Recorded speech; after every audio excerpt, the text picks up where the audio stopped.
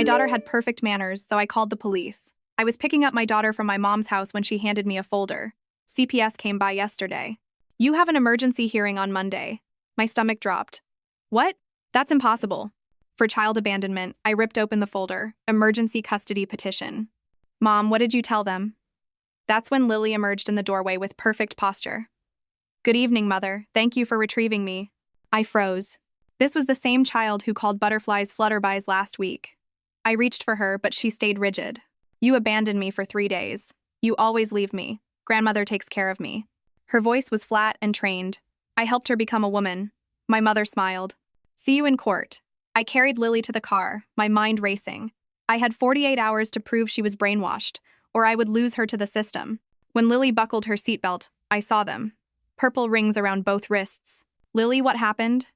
Grandmother says good girls don't complain about necessary corrections. At home, Lily stood in the corner facing the wall. Sweetie, you can sit down. She didn't move. I haven't finished my reflection time. Her little voice cracked. What's reflection time? She went quiet and her whole body started to shake. I pulled her into my arms, but she went rigid again, whispering numbers. 97, 98, 99. Why are you counting? I have to reach the number or I go back to the special room. The words barely left her mouth when she wet herself. Right there in my arms. 5 years old and shaking with terror. After I cleaned her up, she went back to counting. I was Googling emergency therapists when my neighbor Carol called. She lived next to my mother for 20 years. I don't want to be a curious George, but I thought I'd let you know that I heard your Lily counting from the basement Thursday night for hours, just numbers echoing up through the windows. I thanked her and hung up. 31 hours left. The next morning, Lily refused to eat breakfast. Only good girls who finish their lessons get food. I drove straight to my mother's house. Every second mattered. She was gardening, humming, like nothing happened. What's the special room? She smiled without looking up. Children have such wild imaginations. She's traumatized. What did you do? I improved her. Most people pay good money for that kind of transformation. You're welcome. She finally met my eyes. Little brats become perfect girls with the right methods. You trained her to lie. I trained her to tell the truth. Good girls don't tell stories. She returned to her roses. See you Monday. Don't be late. Again. The rest of the day was hell. I took time off work to talk to Lily, but she wouldn't break from her script. CPS wouldn't return my calls. 24 hours left. That night, Lily went to bed sitting upright, still counting. I dozed off in the chair beside her. It was 2 a.m. when she started screaming. Please, I counted to 5,000. I counted all the way. Please let me out. It's dark. But she wasn't in bed anymore. I ran down to the basement where I found her standing in the corner. This is where the special room is at grandmother's. She pointed at the wall. But we can't open it. Only grandmother opens it. I love grandmother. She takes care of me when you abandon me. I wanted to tear my hair out. I booked an emergency therapist the next morning, but evaluations take weeks. She couldn't testify by Monday. I tried recording Lily. Insisted that it was a safe space, that I loved her, but she just repeated her script. You abandoned me, over and over, dead-eyed. I drove back to my mother's with my phone recording. Tell me what you did to her. Within minutes, the police were escorting me off the property for harassment. She waved from her porch. 12 hours. Tick-tock. I was out of options. Out of time. I called my brother Mark, who worked in special forces. 10 years of making terrorists talk. I need your help. He knew enough about our mother not to ask questions. Just responded with OMW. Mark arrived with 2 others I recognized from his unit. We drove separate cars. The spare key was still under her fake rock. Mark hand-signaled his team. And at 2 a.m., 7 hours before court, my mother woke to 3 men in tactical gear surrounding her bed. Mark zip-tied her wrists while she sputtered about assault charges. They carried her to her own basement. To the locked door, Lily feared. Mark set up his camera. Her face went white. You have 6 hours to explain everything you did to Lily. Starting with day 1. Hour 1. His hand moved to the doorknob. What's in this room that makes children count to 5,000? She was shaking now. Eyes locked on that door. Please. The woman who'd smiled in her garden yesterday was sobbing. 6 hours until court. Start talking. She stayed silent. He picked the lock. Click. The door swung inward and the smell hit me first. Something like old sweat mixed with cleaning products and fear. Mark aimed his flashlight into the darkness and I saw it all at once. A room no bigger than a closet with concrete walls covered in scratch marks. Thousands of tiny lines grouped in sets of 5. The digital timer bolted to the wall still glowed red with 5,000 frozen on its display. A drain sat in the center of the floor with dark stains around it that made my stomach turn. My mother started sobbing harder behind us as Mark stepped inside with his camera running. He moved slowly, recording every inch while I stood frozen in the doorway. The walls had more than just tally marks. Words were scratched into the concrete too. "I am a good girl," appeared over and over in shaky child handwriting. Mark found a shelf with a thick ledger and opened it carefully. My mother's neat cursive filled page after page with dates and times and lessons. Day 1. Lily must learn that good girls stay silent, was the first entry from 3 days ago. Mark filmed each page while I read over his shoulder, recognizing phrases Lily had been repeating. "Good girls don't complain about necessary corrections," appeared on page 2 with detailed instructions about wrist restraints. The timer had a control panel beside it with buttons labeled in my mother's handwriting. "Start counting and reset at failure and add 1,000 for talking back" were written on tape beside each button. Metal restraints were bolted to the floor near the drain, sized for small wrists. Purple fabric was still stuck to the metal where it had rubbed against skin. I took photos with my phone, my hands shaking so bad I could barely hold it steady. Mark found more ledgers on the shelf. Older ones with different names on the covers. One had my name from 30 years ago. I opened it and saw the same lessons, the same phrases, the same systematic breaking down of a child. A memory crashed into me so hard I had to grab the doorframe. I was 4 years old in a dark room just like this one, counting and counting while my voice got weaker. My mother had been outside gardening, humming church songs while I screamed numbers at concrete walls.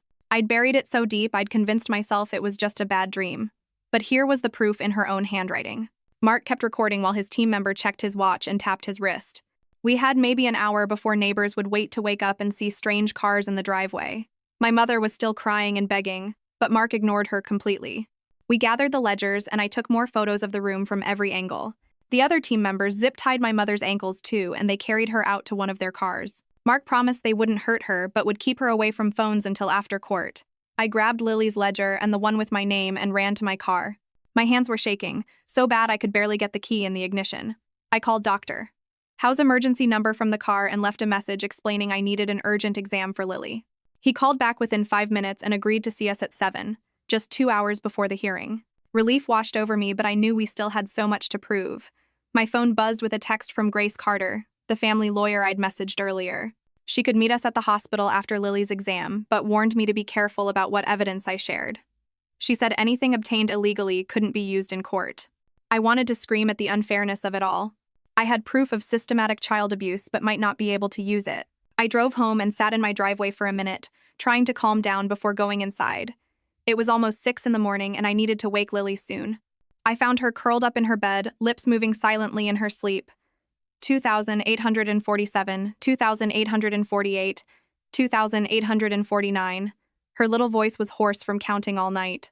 I sat on her bed and rubbed her back gently until she opened her eyes. She immediately started counting out loud and I helped her get dressed while she continued. 3,012, 3,013. I made her toast, but she wouldn't eat it. We got in the car and she sat perfectly still in her booster seat. Every time the turn signal clicked, she flinched and whispered under her breath, "Good girls don't complain, good girls don't complain." I gripped the steering wheel until my knuckles went white. The pediatrician's office was 20 minutes away, but it felt like hours. Lily counted the whole way there, starting over at 1 when she reached 4,000. Dr. Cole was waiting for us in the parking lot and led us straight to an exam room. He was gentle with Lily but thorough, taking photos of her wrists from every angle.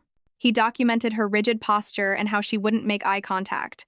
When he asked her questions, she only gave the same scripted responses about being abandoned. He pulled me into the hallway while his nurse stayed with Lily. "I have to report this to CPS immediately," he said quietly. Something feels off about how quickly Mark and his team moved on the mother. 3 special forces guys doing a middle-of-the-night operation in suburbia? The timing seems awfully convenient, arriving just when needed and finding that hidden room so easily. Part of me was terrified, but another part felt good. Lily validated that someone else could see what had been done to her. Dr. Cole printed out his report and handed me a copy while Lily sat on the exam table, still counting softly under her breath. We walked out to the parking lot where a woman in a gray suit was leaning against a Honda Civic checking her phone. She looked up and stuck out her hand. "Grace Carter, you must be Lily's mom." I nodded and shook her hand while Lily stood rigid beside me. Grace glanced at the medical report I was holding and asked if she could see it. She scanned it quickly, her eyes moving fast over the pages. "We have about 90 minutes before court. We need to build a defense that focuses only on what we can legally prove." She looked at Lily, who was staring at the ground and counting. No mention of anything that happened last night. Nothing about how you discovered what you discovered. We work with what we have. I buckled Lily into her car seat while Grace got into her Honda and followed us to the police station. Inside the station, the desk officer gave me forms to fill out for a child abuse report. I wrote carefully about Lily's bruises and her behaviors and what the doctor found. I didn't write anything about the special room or how I knew about it. The officer read my statement and shook his head. These investigations take weeks, sometimes months. This won't help you for tomorrow. Grace stood beside me and nodded like she expected this. We walked back to the parking lot where Grace pulled me aside near her car. Listen, I know you have video evidence. I can see it on your face, but we can't use it. Anything obtained through breaking and entering is inadmissible. She saw my face fall. We have Lily's behaviors, the medical evidence, and we'll get witness testimony. That has to be enough. She pulled out her phone and made a call to the Child Advocacy Center. They had an opening for a forensic interview at 3 o'clock. Grace warned me it probably wouldn't be done in time for the morning hearing, but we had to try. The system moved slow, but every piece of evidence mattered. I drove to Carol's house with Grace following. Carol was waiting on her porch with a notebook in her hand. She'd already started writing down what she remembered. Grace sat with her at the kitchen table and helped her write out a formal statement about hearing Lily counting from the basement window on Thursday night. Carol signed it, and Grace notarized it with a stamp from her briefcase. One piece of independent evidence secured. Back at my house, Grace helped me write my own affidavit. I sat at my kitchen table while Lily stood in the corner of the living room counting. Grace asked me questions and typed on her laptop. I admitted I'd been late picking Lily up from my mother's house before because of work. Sometimes 30 minutes, once an hour, but never days. Never abandonment. Grace helped me word everything carefully to own my imperfections without admitting to false accusations. We walked a careful line between truth and protecting ourselves. My phone rang while Grace was printing out the affidavit. The caller ID showed the police department. Grace grabbed the phone from my hand before I could answer. This is Grace Carter, attorney for Lily's mother. Yes, Detective Kane. My client will be available for an interview tomorrow afternoon after the custody hearing. No, not before then, thank you. She hung up and looked at me. Your mother filed an assault complaint. We knew this was coming. My hands started shaking. Grace sat me down and explained my rights. If anyone asks about last night, you invoke your Fifth Amendment right against self-incrimination.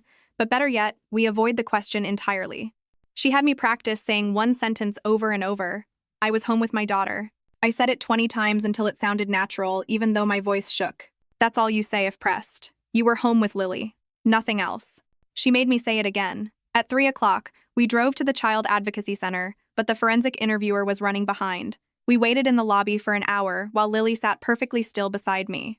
When they finally called us back, the interviewer explained she could only do a preliminary assessment today. The full interview would take multiple sessions. Lily went into the room alone while I watched through a one-way mirror. She answered every question with her script about being abandoned.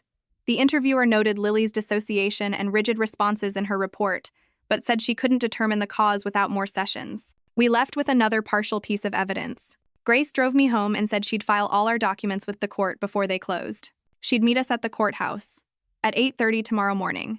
After she left, I tried to get Lily to eat dinner, but she refused. Good girls earn their food. She stood in her usual corner counting. At 8 o'clock, the doorbell rang. Mary Stevens from CPS stood on my porch with a clipboard.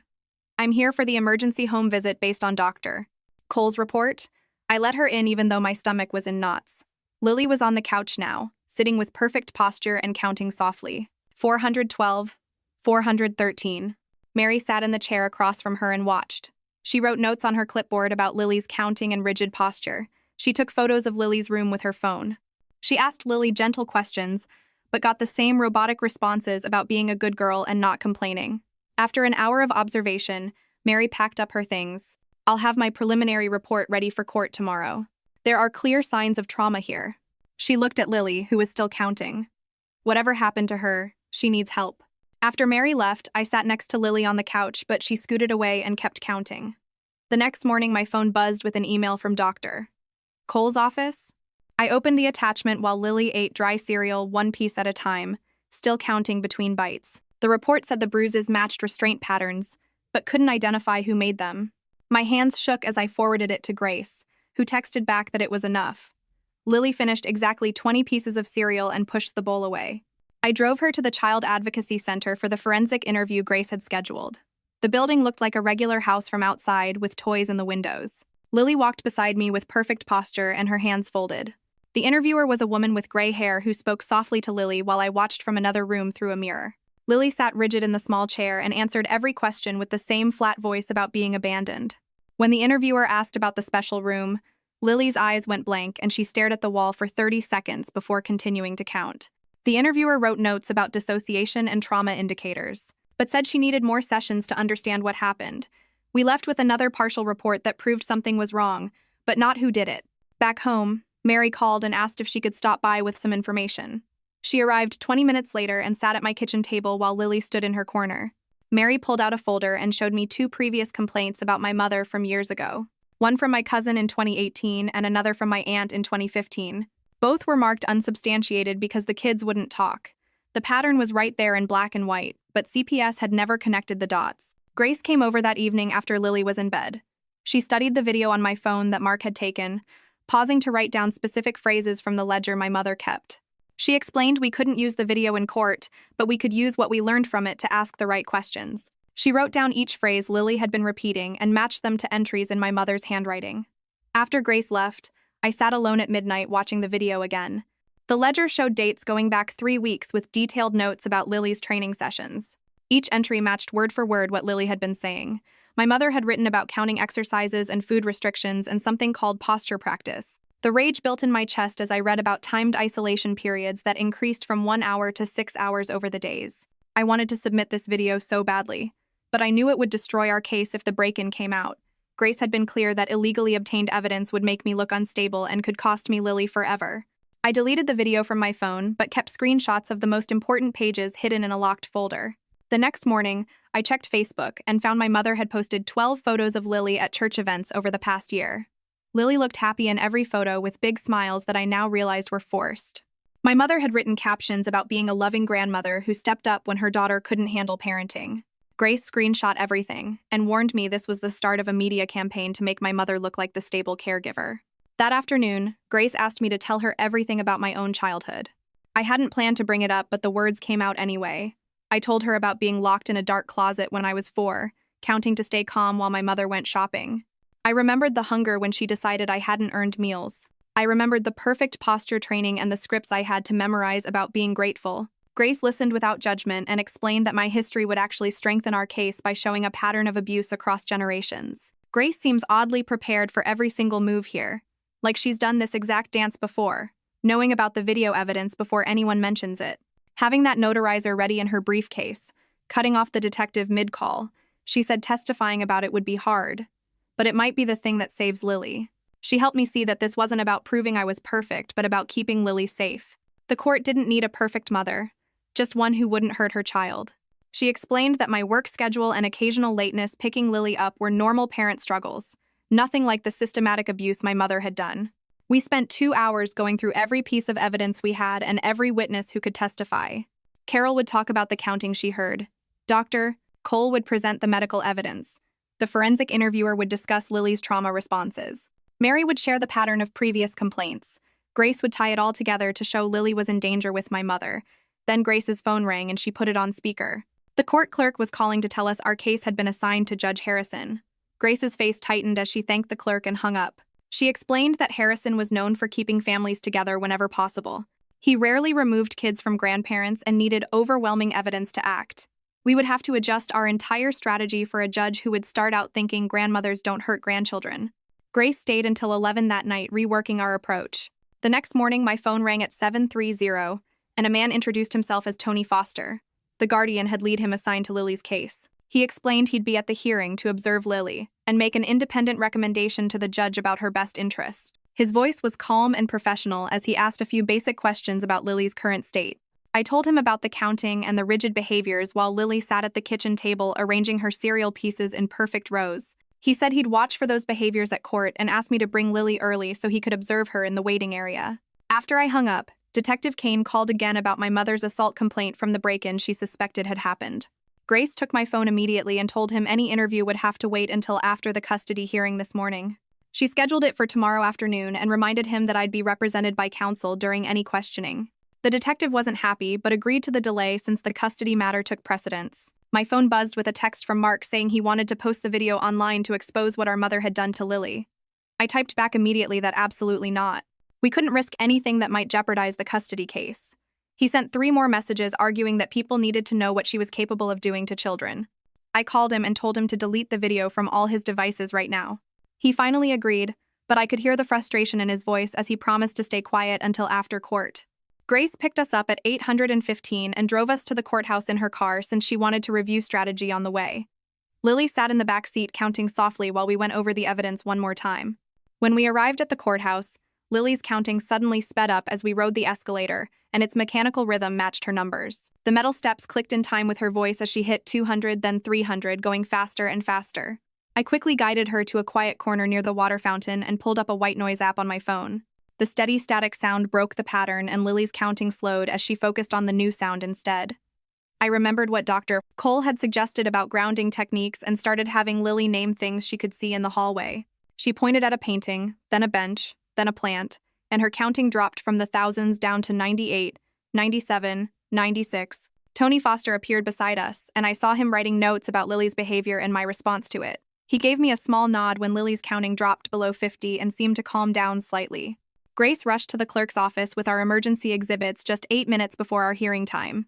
She handed over the medical photos of Lily's wrists. Carol signed a statement about the counting and the preliminary notes from CPS. The clerk stamped each document and added them to our file while Grace watched to make sure everything was properly recorded. She came back looking relieved that we'd gotten our evidence submitted in time for the judge to review it. In the hallway outside the courtroom, a woman with 2 young kids were trying to keep them occupied with coloring books. One of the children asked Lily if she wanted to color too and held out a crayon toward her. Lily stood perfectly straight and said, "Good girls don't play with toys during important times," in that flat voice. The little boy looked confused, and his mother pulled him back while Tony wrote more notes about Lily's response. He asked Lily what she meant by good girls, and she just repeated the phrase 3 more times without any emotion. The bailiff called our case number, and we filed into the courtroom where my mother already sat with her lawyer at the other table. Judge Harrison entered and immediately laid out the rules for today's emergency hearing about immediate safety and temporary custody only. He said we weren't here to litigate the full case, but only to determine where Lily should stay while the investigation continued. My mother sat across the courtroom with perfect posture and a small smile while her lawyer organized papers on their table. Mary Stevens took the stand first as the CPS investigator who had done the emergency home visit 2 nights ago. She described finding Lily counting continuously in the corner of my living room and her rigid obedience to invisible rules. She testified about Lily's scripted phrases and flat emotional responses that suggested coaching or conditioning had occurred. She told the judge she was recommending continued investigation with immediate safety measures to protect Lily from further psychological harm. Her professional opinion was that Lily showed clear signs of trauma that needed immediate intervention regardless of the source. Dr. Cole came to the stand next, carrying a folder with the photos he'd taken of Lily's wrists during the examination. He showed the judge the purple bruising patterns and explained they were consistent with restraint marks from something like zip ties or rope. He described Lily's fear response when offered food and her insistence that only good girls who finished lessons could eat. He testified about her rigid posture and reluctance to sit, even when invited to do so during the exam. He explained that, in his medical opinion, Lily had experienced systematic conditioning that created specific behavioral responses to normal situations. The judge studied the photos carefully and asked Dr. Cole if he could determine who would cause these injuries. Dr. Cole said he couldn't identify a specific person, but the injuries were definitely inflicted rather than accidental. He added that Lily's psychological symptoms suggested prolonged exposure to whatever conditioning methods had been used on her. The forensic interviewer from the Child Advocacy Center took the stand next and opened her folder while adjusting her glasses. She described meeting Lily just yesterday afternoon and watching her count to 300 before even acknowledging anyone was in the room. She showed the judge her notes about Lily's flat voice when repeating phrases about being a good girl who doesn't complain. She explained how Lily went completely still when asked about the special room, her eyes going blank like she wasn't even there anymore. The interviewer said this kind of shutting down happens when kids experience something their minds can't handle. She testified that Lily showed clear signs of being coached to say specific things, but couldn't identify who did the coaching. She pointed to her report where she'd written that Lily displayed multiple trauma indicators, including rigid body language and scripted responses. The judge made notes while she explained that psychological harm had definitely occurred based on Lily's behaviors. Grace handed the clerk Carol's written statement to be read into the record next. The clerk read Carol's words about living next to my mother's house for 20 years and hearing Lily counting from the basement window last Thursday night. Carol had written that the counting went on for at least 3 hours, just numbers echoing up through the windows and Lily's little voice. She described hearing the numbers reach into the thousands and wondering if she should call someone but not knowing what to say. The judge's face changed slightly when the clerk read the part about the counting coming from the basement specifically. His pen stopped moving and he looked up from his notes for the first time since the hearing started. My mother's lawyer stood up and straightened his tie before presenting their side of the story. He pulled out work records showing all the times I'd been late picking Lily up from my mother's house. He showed the judge my time cards from the restaurant where I worked double shifts most weekends. He read statements from people at my mother's church talking about what a wonderful woman she was with children. The church ladies had written about her patience and dedication to raising kids with proper manners and respect. He argued that I was an unstable parent who prioritized work over my daughter and relied on my elderly mother for free childcare. He suggested that Lily's behaviors were just a child's imagination running wild after being coached by me to lie about her loving grandmother. He showed photos of Lily at church events looking clean and well-dressed beside my mother. Carol's statement places Lily counting in the basement for hours, which makes me wonder why my mother would have Lily down there at all. The church photos showing Lily, clean and well-dressed, feel carefully staged when compared to how she acts now with all this rigid behavior and counting. Grace called me to the stand and my legs felt weak as I walked to the witness chair. I raised my right hand and swore to tell the truth while Lily sat in the back row, still counting under her breath. Grace asked me about my work schedule, and I admitted that yes, I worked long hours to keep a roof over our heads. I explained that being a single mom meant making hard choices, but I'd never abandoned Lily for days like my mother claimed. I described finding Lily with bruises on her wrists and her terror about the special room. I told the judge about Lily wetting herself from fear and refusing to eat unless she was a good girl. My voice shook, but I kept going, explaining how she stood in corners for hours, doing something called reflection time. I described her counting to 5,000 and the way she went rigid when I tried to hug her. The opposing lawyer stood up for cross-examination and immediately brought up my visit to my mother's house. He asked if I'd gone there and accused her of harming Lily, which I confirmed I had. He suggested I was harassing an elderly woman who'd done nothing but help raise my child. I stayed calm and explained that I only wanted to understand what had happened to make Lily so scared. I told him I knocked on the door and asked my mother directly what the special room was. When she wouldn't answer and called the police, I left immediately without any argument or scene. The lawyer pressed harder, asking if I'd been escorted off the property by police for harassment. I clarified that yes, police had asked me to leave and I'd done so right away without any resistance. I explained that my only concern was getting help for Lily and understanding her trauma responses. He tried to make it sound like I was unstable, but I kept my answers short and factual. Judge Harrison turned to Tony Foster and asked for his recommendation, as the court-appointed guardian for Lily's interests. The whole courtroom went quiet as Tony stood up from his seat in the gallery, where he'd been taking notes. He walked to the podium carrying his folder full of observations from today's hearing. He described watching Lily in the hallway, telling another child that good girls don't play during important times. He'd noted her rigid posture and the way she counted continuously, even while other witnesses testified. He told the judge he'd observed clear signs of conditioning, including scripted phrases and fear-based responses. He recommended that Lily stay with me during the investigation, with no unsupervised contact between Lily and my mother. He explained that removing Lily from my care would cause additional trauma given her current psychological state. He emphasized that Lily needed stability and therapeutic intervention, not more disruption to her life. The judge looked at both tables and then at Lily, still sitting in the back row with perfect posture. He said he had serious concerns about both households, but Lily's immediate safety had to come first. He noted that this was only a temporary decision, while the full investigation continued over the coming weeks. He ordered that I would maintain temporary custody with strict conditions, including therapy for Lily and cooperation with CPS. He suspended my mother's visitation rights completely pending the investigation's outcome, except for supervised visits at a neutral location if recommended by Lily's therapist. He scheduled a review hearing in 21 days to assess Lily's progress and review the investigation findings. Relief flooded through my body, but I knew this was just the beginning of a long fight ahead. Judge Harrison started listing the conditions while I held Lily's hand tighter.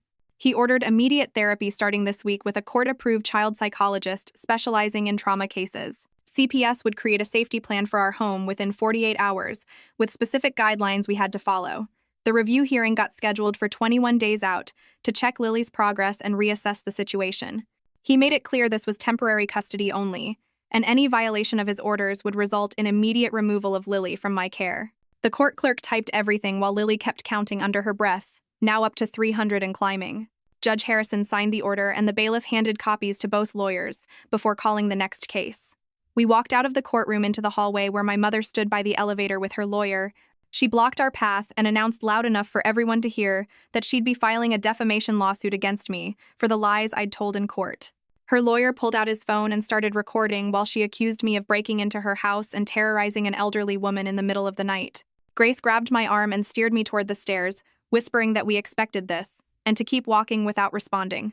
Lily pressed against my leg, still counting, now at 400. My mother followed us down the stairs, shouting about assault charges and how Mark would pay for what he'd done to her. Grace kept pushing me forward through the lobby and out the front doors where the sunlight hit us hard after the dark courtroom. My car was parked 3 blocks away, and Grace walked with us. The whole way, while my mother's threats echoed behind us. Once Lily was buckled in her car seat, Grace leaned through my window and told me Detective Kane from the police department would need to interview me about my mother's complaint.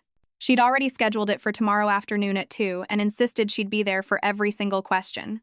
Her firm had dealt with Kane before on false accusation cases, and she knew exactly how to handle his interrogation tactics. She reminded me not to discuss anything with anyone except her before tomorrow's interview, especially not with Mark or anyone else who might have been involved in whatever happened that night. Lily fell asleep on the drive home, her lips still moving with silent numbers even in her sleep.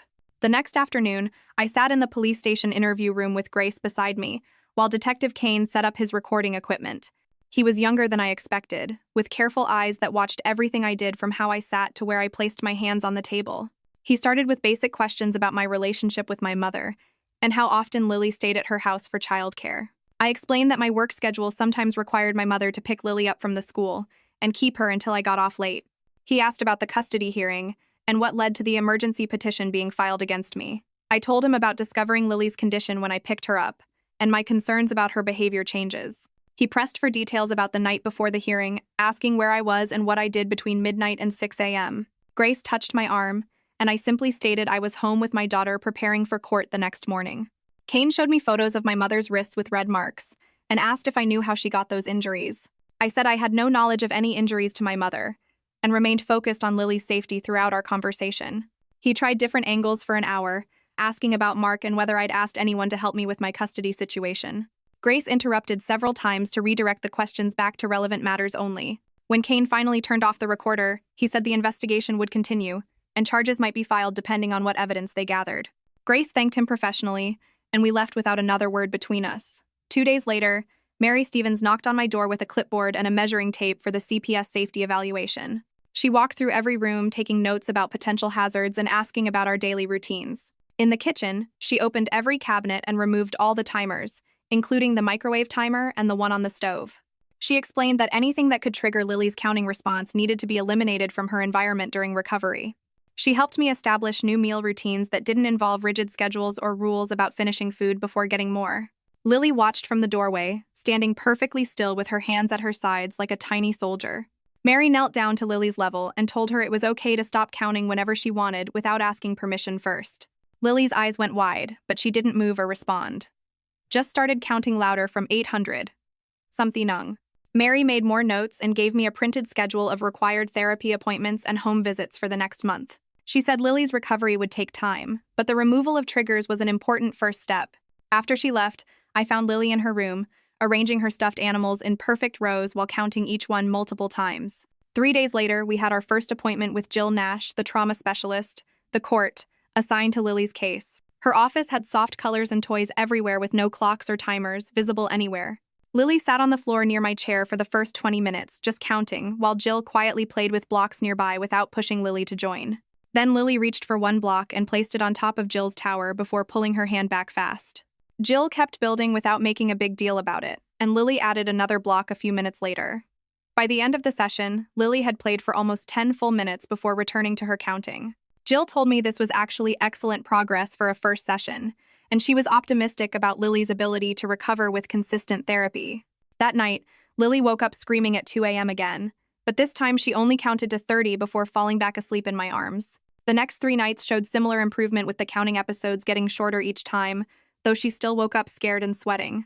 Why did Kane focus so hard on where I was between midnight and 6 a.m. when nobody's mentioned anything happening during those exact hours? His questions about Mark helping with the custody situation feel oddly specific too, like he already knows something we haven't heard about yet. I sat with her every single night, not saying much, just being there while she worked through whatever memories haunted her sleep.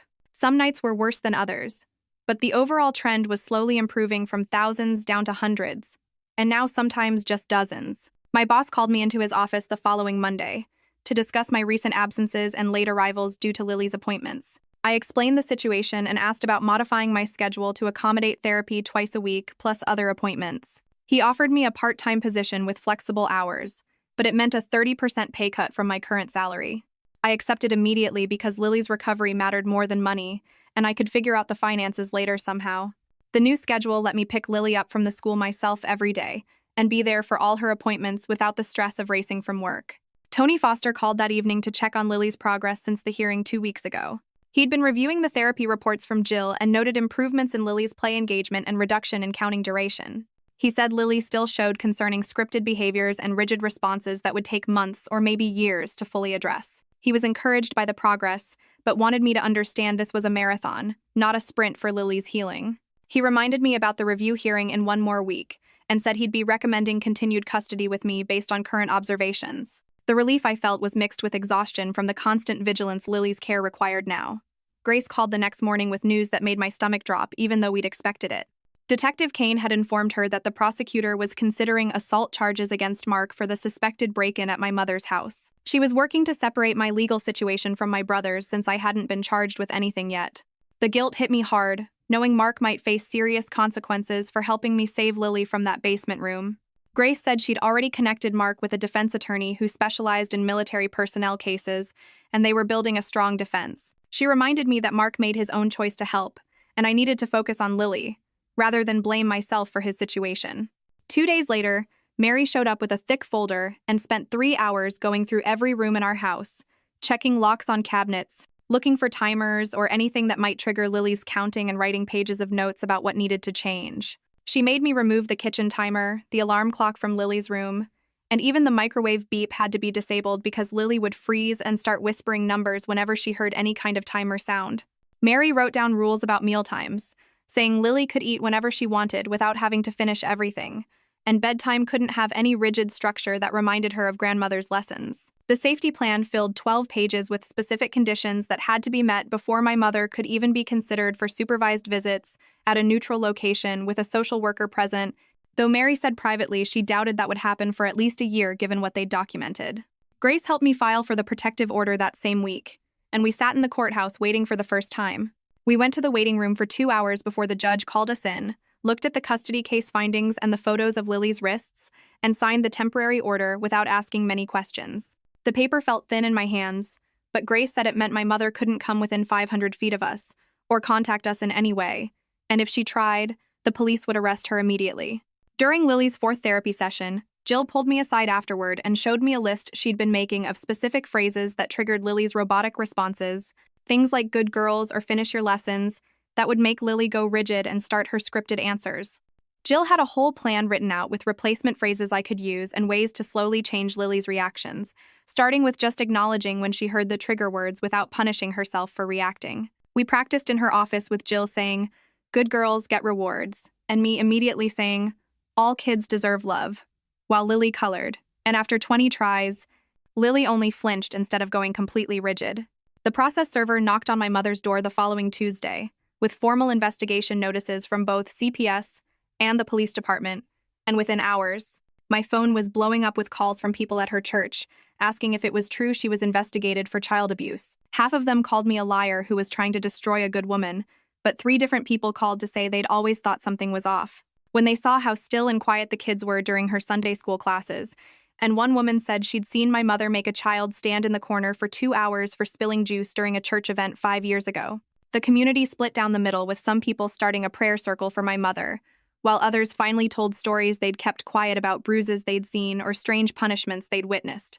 At the 21-day review hearing, Judge Harrison read through all the reports from Jill about Lily's therapy progress, the CPS safety evaluations, and Tony's observations from his weekly check-ins with us. Lily had stopped counting past 100 most nights and could eat meals without asking permission first, though she still went rigid when she heard certain phrases and had nightmares that made her wet the bed at least twice a week. The judge kept all the protective orders in place, said he was encouraged by Lily's progress, but concerned about the ongoing trauma responses, and scheduled the next review for 3 months out, instead of the usual monthly check-ins, because he said the pace of recovery couldn't be rushed. That night, I went through my phone and deleted my mother's number, blocked her on every social media platform, and even removed her from my emergency contacts at work and Lily's school. The urge to check what she was posting or saying about me was strong, but every time I started to type her name in a search bar, I forced myself to stop and go check on Lily and find out. Instead, making snacks or reading stories or just sitting with her while she played with her toys, 2 weeks later, Lily brought me a picture she'd drawn at the school of our house, with flowers in the yard and a big sun in the sky. And when I looked closer, I realized there were no tally marks on the walls like she used to draw. No dark rooms with locks, just a normal house with normal windows, and a little girl playing outside. She still asked to count before bed, sitting up straight and going through numbers, but now she stopped at 100 instead of trying to reach 5,000, and some nights she only made it to 50 before yawning and asking for a story instead.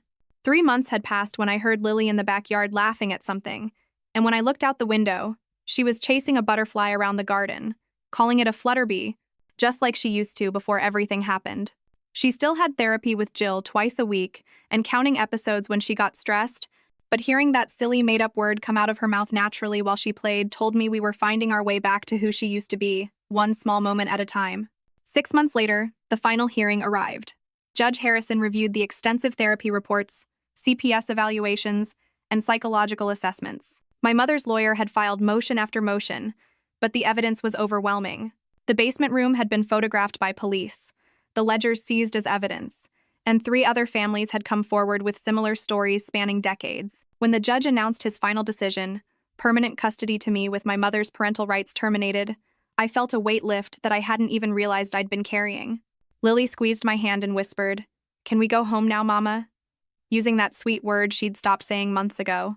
The criminal charges against my mother were still pending, and Mark had been cleared of all assault charges when the prosecutor reviewed the evidence of what had really happened in that basement. The community that once defended her now worked to support other families who'd stayed silent for too long. As we walked out of the courthouse for the last time, Lily skipped beside me, no longer counting her steps. She stopped suddenly and pointed at a real butterfly dancing around the courthouse steps. "Look, Mama! A flutterbee!" She giggled and chased after it, her laughter echoing off the concrete walls where so many broken children had walked before her. That night, for the first time in 8 months, Lily fell asleep without counting. She curled up next to me with her favorite stuffed animal, whispering bedtime stories to herself instead of numbers. I watched her peaceful face in the dim light and realized we'd done more than just survive. We'd learned how to be a family again. The healing wasn't linear. There were still bad days, still moments when triggers sent her back to that rigid little soldier stance. But for every step backward, we took 3 steps forward. Every laugh, every spontaneous hug, every silly made-up word was proof that love and safety could overcome even the darkest programming. Today, Lily is 7 years old and thriving. She still sees Jill once a month, more as a check-in than intensive therapy. She's made friends at school, joined the soccer team, and learned that it's okay to be messy, loud, and wonderfully imperfect. Sometimes I catch her counting when she's concentrating on homework or building with blocks, but now it's just the normal counting any child might do. The number 5,000 has lost its power over her. The special room exists only in sealed evidence lockers and court records. My mother is serving 12 years for child abuse charges involving multiple victims across 3 decades. I don't feel satisfaction in her punishment, only sadness for all the children who suffered and relief that no more will. If you're listening to this and recognize yourself in Lily's story, the rigid compliance, the scripted responses, the fear disguised as perfect behavior, please know that healing is possible. It's never too late to break free from programming that told you love came with conditions. And if you're a parent worried about your own child, trust your instincts. Perfect manners at 5 years old aren't a blessing, they're a warning sign. Children should be wild and messy and delightfully unpredictable.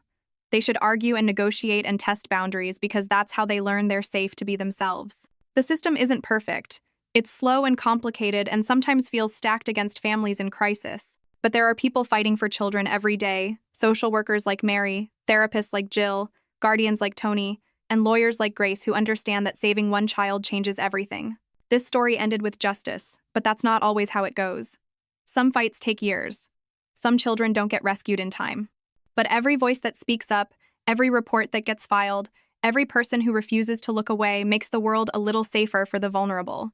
3 years later, Lily and I volunteer at the Children's Advocacy Center where she first told her story. She helps other kids feel brave enough to speak their truth, showing them that life after trauma isn't just possible, it can be beautiful. We've learned that family isn't about perfect manners or rigid compliance. It's about safety and acceptance and the freedom to be exactly who you are, flutterbies and all.